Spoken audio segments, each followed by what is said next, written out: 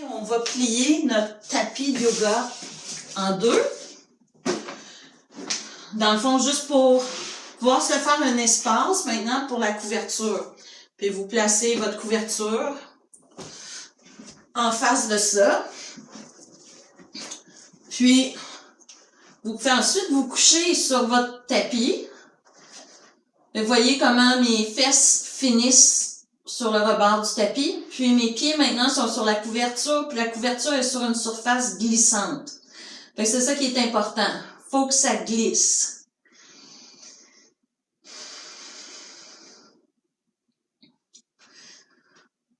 Fait que votre corps peut être sur du collant. Il peut être sur un tapis. Mais vos pieds sont, ou la couverture, elle peut pas être sur le tapis de yoga. Il faut qu'elle soit sur la surface glissante. OK. Alors, toujours sur le dos. Maintenant, nos talons sont sur la couverture. Fait que j'ai pas la plante des pieds sur la couverture, mais juste mes talons. Puis on va commencer par tout simplement éloigner la couverture.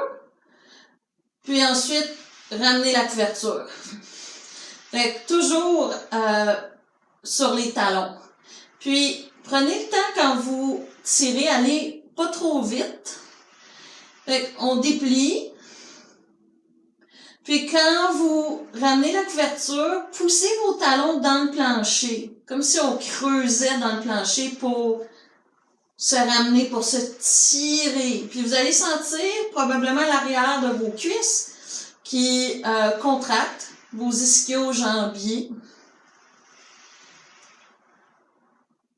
Fait que pensez à déplier vos jambes le plus possible sans vous déposer complètement. Puis ensuite, tirez la couverture jusqu'à vos hanches.